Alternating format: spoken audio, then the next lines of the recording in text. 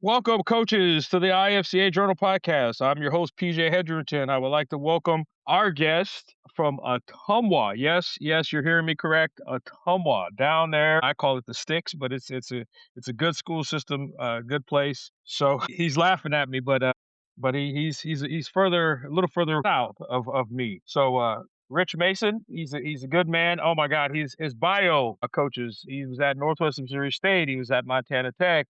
McMurray, which is the Division III in Illinois that's no longer there. Hastings College in Nebraska, our Western. He was the head coach of Ottumwa for 4 years. I think I've coached against him at least twice. He was at Cardinal Eldon, I believe, 2 to 3 years, and he was the head coach there for I think two. And then now he's back in Ottumwa, where his family resides. He's the OC there, so it's my privilege and honor to welcome Coach Mason to the podcast. What's up, man? PJ, thanks, man. Thanks for having me here. I'm excited to be on here with you. Well, hey, I'm just gonna tell you this. We were talking before this, and you have more stops, more college stops than I ever known about. Like I didn't know you were that kind of guy. Well, when you're young and you're trying to climb that ladder, and I mean, be honest with you, there's times where I missed that a little bit, but I did it did start to kind of get tiring. You start having a family, and it's nice to be able to put some roots down and get to this, to high school ball. I mean, I think it's been a pretty good ride overall. Yeah, yeah. Well, I'll tell you what, I'm proud of you. Again, I've coached against you for about 2 years, and your kids were always prepared and organized. That's how I felt because I was a defensive coordinator when you were calling the offense. So I felt like you were That's right. organized. That's right. And so it gave me fits in some ways. And I'm not saying I'm the greatest thing since sliced bread, but I think I'm pretty good enough to know when someone. So we're gonna get into some offensive ball. We're gonna talk a little offense tonight, which I'm excited about. We're also going to coaches. We're going to talk some flex ball a little bit. We're going to dabble in a little bit of RPO stuff from your previous experiences because that's the new fad that everybody's doing, and I like to learn a little bit more about the RPO game. Okay. So our first question: describe your offensive philosophy to us, please. Well, when it comes to philosophy, I mean, you can't get yourself into a box. But at the end of the day, for me, I got two things. The first thing is probably one players, two formation, three play. I got to look at, we put our listed on the board who is the guys who need the ball in their hand and how we're going to get to them. Formation, then obviously when you look at what defenses are doing, which formations can hurt them the most, and then, of course, the plays. Honestly, what are we really good at? We need to figure out a couple of ways to do what we're really, really good at. And if we can sprinkle some things in that will be smoke and mirrors, then that's always really good. Right. Second thing is it's got to be enjoyable. And you were joking with me earlier about being politically correct or whatever. But the kids got to enjoy it. You know what I mean? And if you're trying to fit a square peg in a round hole and then you're not having success with that, kids are going to stop believing in it. So you got to make sure you're doing some things, and evolve from year to year that they're going to like. Kids want to put points on the board. However you're going to do it, they want to be successful. You know what I mean? Yeah, yeah. Can you elaborate a little bit more on like how you adjust your scheme to your players and how do you adjust your formations to your players? Just talk about that. So like for example, if you got a quarterback 1 year that can sling it, and then you got that kid that the next following years are just a point guard that you would run more speed option with or something. How do you Yeah, adjust yeah. your philosophy to fit that group? It's funny. I think we're kind of going through that now, where we've had that point guard type guy, um, athletic kid, but you aren't necessarily going to drop back and try to throw it 20 times a game, and Mhm, and that's where our philosophies fit us really well. And now, we have a kid who maybe we want to do that with. You know what I mean? mhm, He's athletic, but a little bit more. I think he could hurt you more with his arm maybe than the last kid probably could. So, mhm, now we got to figure out some ways that we can fit into our system mhm. some things where he is using his strengths a little bit more, you know what I mean? So, and honestly, that's an ongoing conversation right now. We're in February, Right. and who knows what things are gonna look like, come June. But at the end of the day, the foundation's got to be. You got to have some continuity in the foundation, I think. Okay. Okay. Now, are you one of those believers as far as Um, is it more players than scheme or scheme than players? What's your philosophy there? Oh man, 100%. It's always more players than scheme. I mean, Right. Okay. sometimes we don't sometimes we're not gonna have the luxury of having as deep of players as we want, and so then scheme becomes even more important. But man, when you look at some of the best teams from year to year, you're probably gonna see some pretty good players, you know? Right. Scheme Yep. is probably gonna be good too, but a lot of those players a lot of those teams, it doesn't really matter what they do. Like, they're gonna get after you regardless, you know? Okay. Yeah. Uh, All right. yeah. Now you also mentioned enjoyment. Now go into that a little bit. Go. I mean, you went into it, but get deeper into that enjoyment. What do you mean? Like you think more kids want to just throw the ball, play 7-on-7, or you think they want to line up in flexbone or wing tee and run the ball? What do you? I mean, first of all, there's absolutely no doubt if you just take a random poll, you're gonna get kids that wanna throw it around, Right. right? I mean, Correct. they Right. don't Yeah. they don't wanna run we've been running Flexbone, but we've had a lot of success with it. So they only wanna do that if you can prove that you can be good at it, you Right. If you know? can win. Right. And so I feel like that's been something that has fit our kids for oh, there goes my I'm in my classroom right there, my lights went out, but anyway, something that can fit our kids, and it has, and if we were ever to get to a situation where we don't think it fits our kids, then we gotta go to the drawing board. Right. But, Right. I think in a run-heavy offense, you're kinda constantly auditioning for those kids that are coming up because you still gotta recruit your hallways, you know what I mean? Right. Okay. All right. So you've ran the flex bone, and you're currently running the Yep. flex bone. Can you just kind of go into what your philosophy behind that, what your choice was, what you run, kind of how you do things, whether or not you're running the belly dive, all those kind of things with it, or some of the sweep stuff. How are you? What are you doing? First of all, I'm gonna say that I have dabbled in the before I came here, I dabbled in the Flexbone a couple times, but, I mean, Right. even Yep. when we went against each other, I was spread RPO for the most part. Right. Yeah. And I've always really loved it. I needed more knowledge, and I was able to get that here, coach working with Coach Light, I was able to get that here, and so then I'm like, "Oh, yeah, this is fun," But, yeah, we definitely we base everything on the dive, and then the belly I think the dive and the belly is probably the next thing that you have to decide if you're gonna be good at it Right. within the offense. Right. And then outside of that is do we need to get the ball on the edge? And for us the last couple of years, we've been pretty talented in the backfield getting downhill, but we've also needed to get on the edges with some dudes. And so the toss play became really good for us. And then when we get a chance to pitch the ball has been really good for us. Right. With that toss Yeah. play, are you pulling guard tackle? Are you pulling both guards? What do you? The toss play and the flex bone, it's not a buck sweep. We don't pin and pull. Okay. Okay. You're Right. gonna take You're gonna have your guys taking that angle, but technically you're Mhm. really not gonna pull anybody. You might have a guy end up kinda pulling, but that's just because their Right. path took them that way, not Yep. because they're in the scheme gonna pull. And a lot of people that run in the flexible, and they do like to run some buck, and, I mean, I've always been a fan of buck, but it's one of those things like, are we already getting what we get from buck To the out of edge. this? Right. So, we've been the last couple of years, we have been able to do that, so we haven't really messed with buck. Okay. Okay. Counter. What's your counter like out of the flex bone? And then, how does that Yeah. hit for you? Hey, the counter has been our big play, I mean, so if you're making your money running the zone dive and running, the inside veer, your counter play is your 3rd and 15 play. To be honest with you, we've been able to convert a lot of 3rd and longs running counter because they gotta be disciplined. If they're not, then they're gonna get their butts kicked by the dive. They're gonna get their butts kicked by the belly. And so when you counter off of that stuff, it's there. As long as you're having success with those downhill plays, you're going the counter's gonna be there, So it's one of those not to take for granted, but I don't think the counter is a play that you don't it's not your base play, it's a play that you can get what you need out of, you know what I mean? Right. Right. Yeah.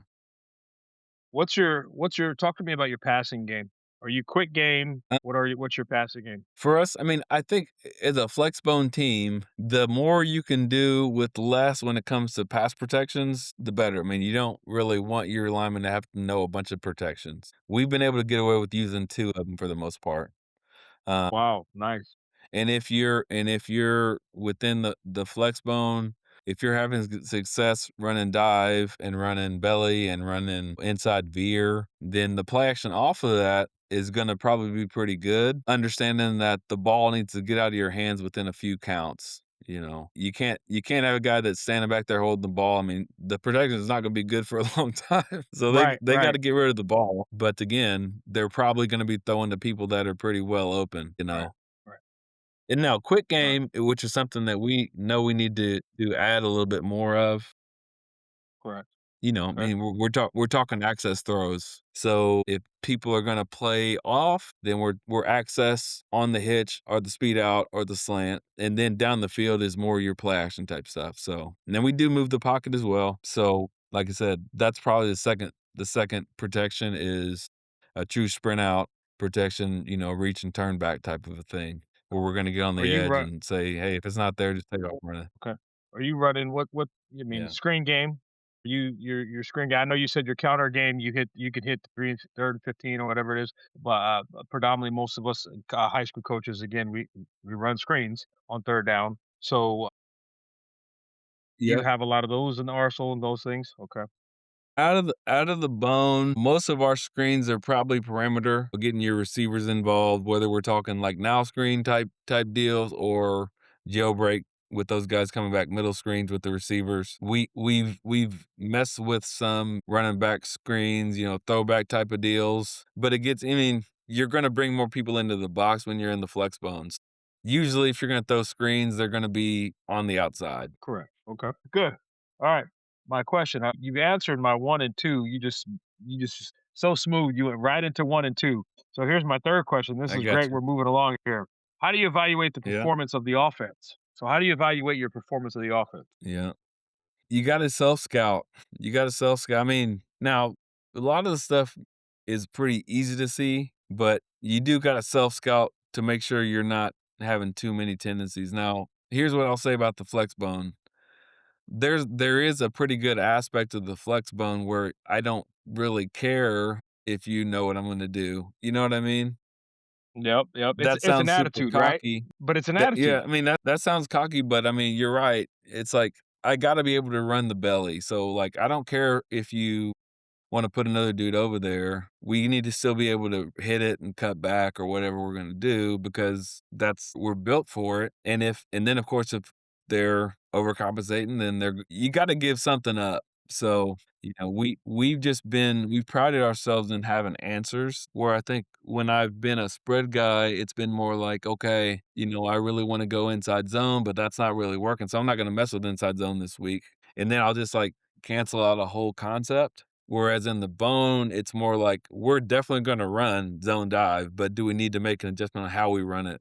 You know what I mean? Mhm, mhm, mhm. So, yeah, now self-scouting, we know going into get through week 3, and I can self-scout that first third of the season, I can say, "Okay, we're running zone dive for 4 yards a pop or whatever. That's what we want, that's pretty good, we need to keep doing it."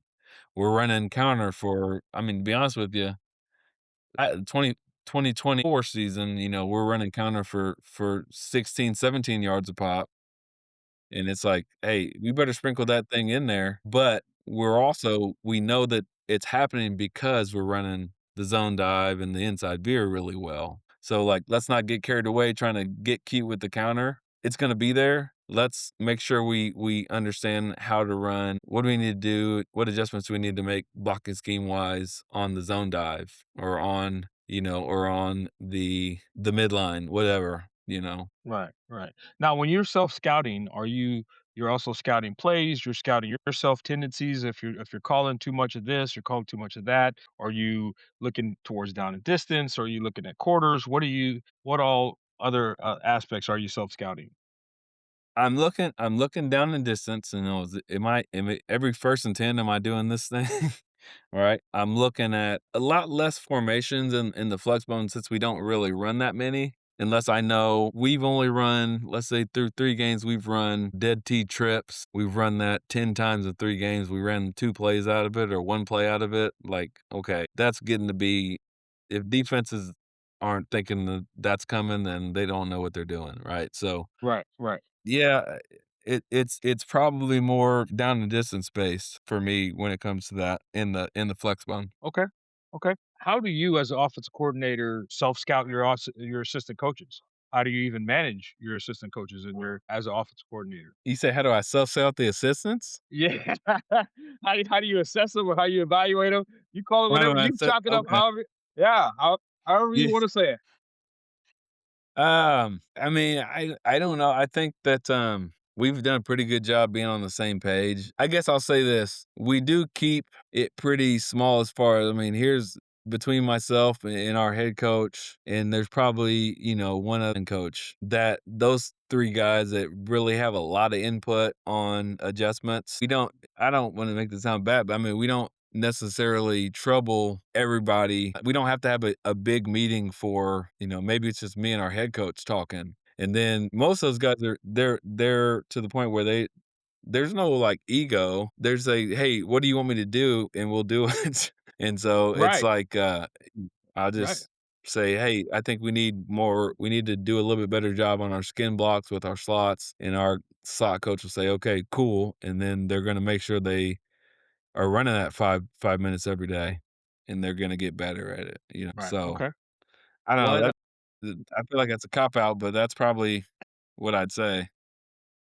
but you know what though? Yeah. That's always and I found this with the double wing or flex bone or whatever you're going to with the running formation like that. It's easier to me because you have 1 or 2, like, usually you have 1 or 2 experts, and then all the assistants are just Yeah. they know their role, they know their jobs. And I mean, it's a That's a good big way to put job. it.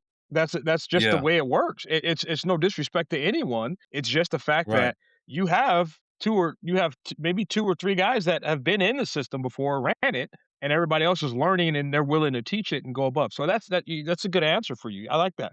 Now, Right. Right. my next question, and we roll right into that next part of this is Uh-huh. what's your periods like? I mean, I know you were 4A, now you're 5A, I believe, right? So what's your team periods like, and what's your individual periods and Skelly and 7-on-7? What are those like for you running a flex bone at a higher level? Like When For us, when we get the full team when we get the full group together, I mean, it's you're moving. plays, Yeah. plays, plays, plays, plays. We're gonna move the ball. We're gonna get him in the same way we get him in the game. When we go to individual and group periods, that's when we're really gonna kind of focus on. Okay, today we are working on our our inside veer path. So this 5 minute period, we're just gonna run inside veer, and I'm gonna have the backfield. Our O line coach is gonna have the O line. We'll split our quarterbacks up, kind of like an inside period.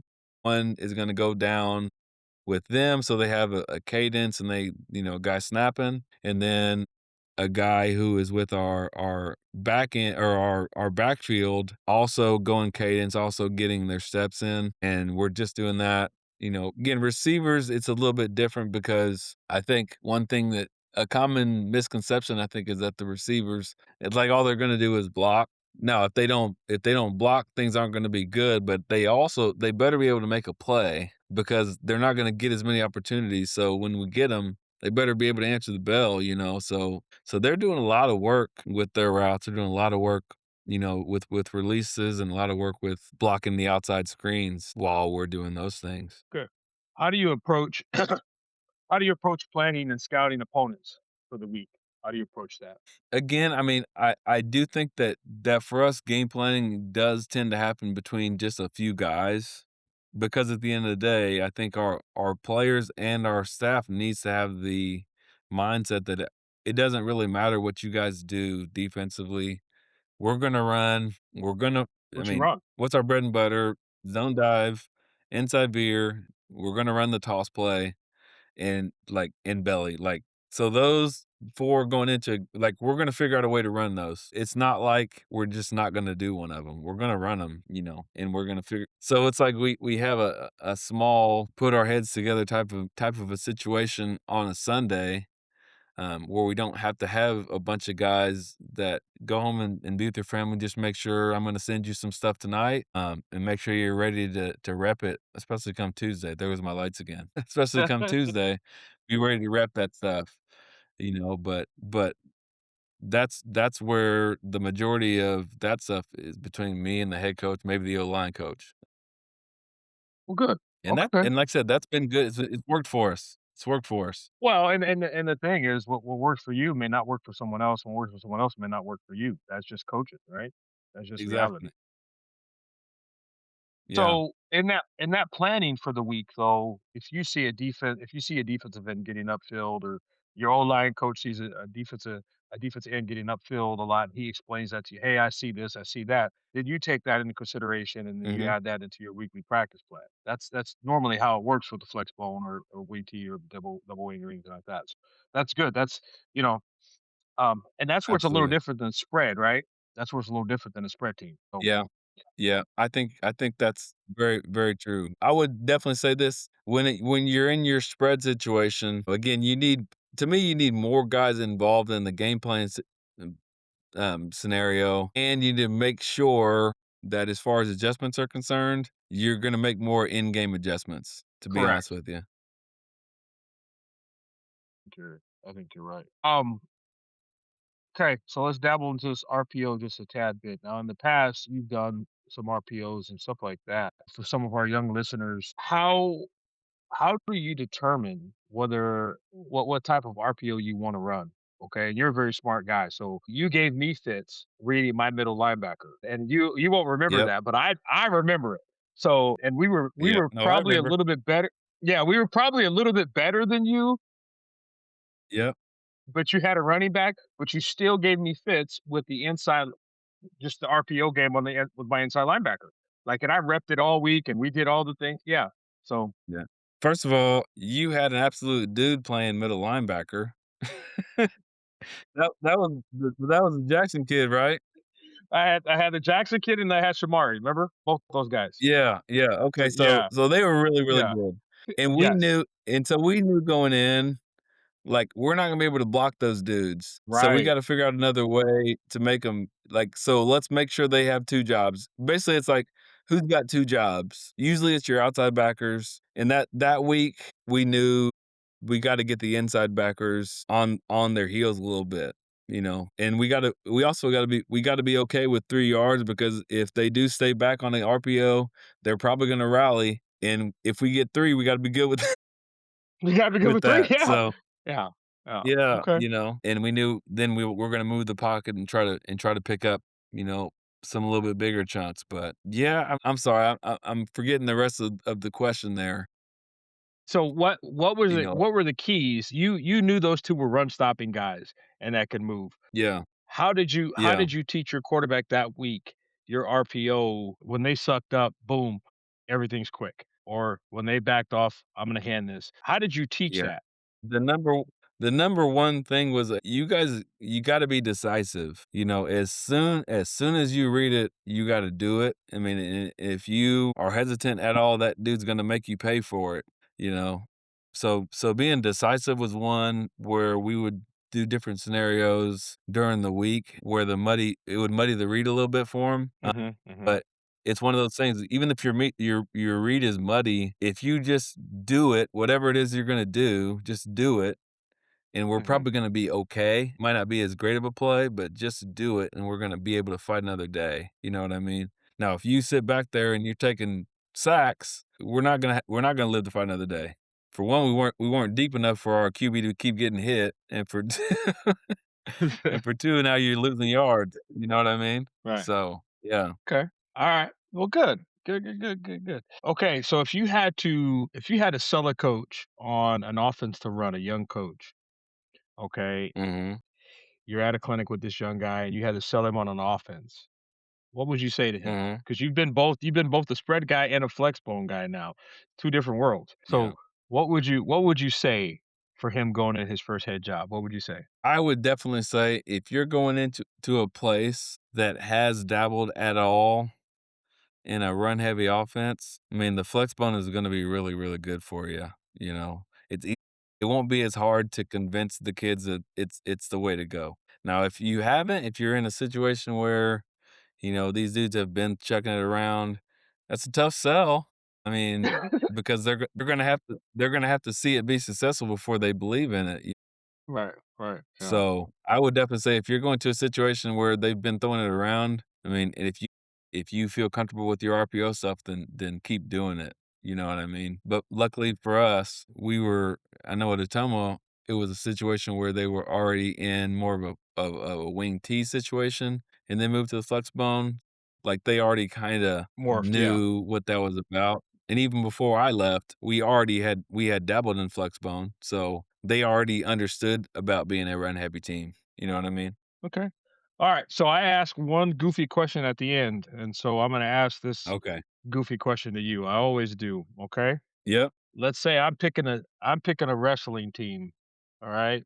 Would you advise me to pick your daughter or you? Well, I mean, first of all, I'm gonna 100% say her. She's way more I mean, first of all, I never you're different for you, but I never, never, never dreamed that anybody in my family would have anything to do with wrestling, you know? I mean, you know me, I'm a tall guy. I never even dreamed of getting on the wrestling mat as a athlete. No way, you know? Were you a basketball And player so back in the that day?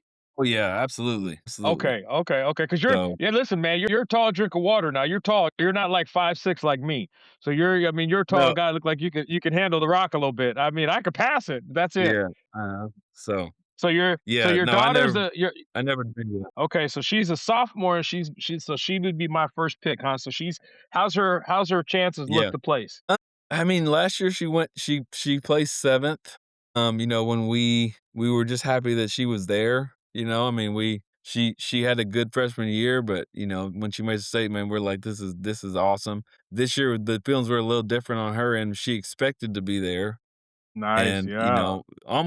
almost didn't get I mean, she had a really tough bracket and almost didn't get there, and I think she would have really been upset if she didn't, and so now it's like, it's hard to not have the expectations. At the end of the day, we're thankful that she's there, and honestly, being in the top 16 in the state is already a pretty big Good, accomplishment, you yeah, know what I mean? yeah, But, yeah, yeah. I really do feel like she has the tools to place again, maybe a little higher than last year, and if she does, I won't be surprised if she does. I'll put it that way, and I think that she's feeling pretty confident, so hope that's good. Good, good. I will pick her over you any day. Then Yeah, I will pick her. and, I will no pick her no on the mat offense any day. taken, no No, yeah. All right, all no right. offense Well, hey, taken. you know what?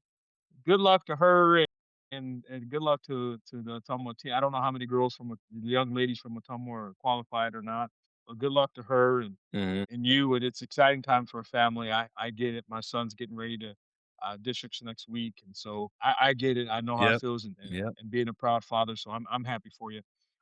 But I just want to thank you Yes, again for sir. talking to us tonight. Again, I learned a lot more about you. I always send you goofy texts every blue moon, but it's just good to Yep. finally. I mean, you've always been a good dude. Where can coaches get your contact information from? Where can they reach out to you if they need to? Well, I mean, I don't know, it's all over I'd say on here, if they wanted to shoot me an email, my email is richard.mayson. Remember Mason spelled Mayson. So richard.mayson at ottumwaschools.com. They can reach me there pretty easily. As far as the phone number, if they go through my email, they're gonna get my phone number, but, and then we're good, then we're in there, so they can have it at that point. But, yeah, definitely email would probably be the best way, to reach me now. Okay. All right. Well, again, brother, thank you, and good luck to your daughter. It's again, I learned a lot. I took some notes tonight. Um, I appreciate you. And thank you, coaches, for listening and taking your time to listen to Coach Mason.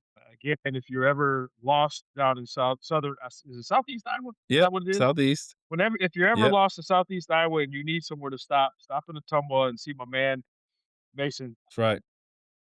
He'll be there. So again, coaches, thank you for listening. And as I always say, man, keep grinding. Thank you. Yes, sir.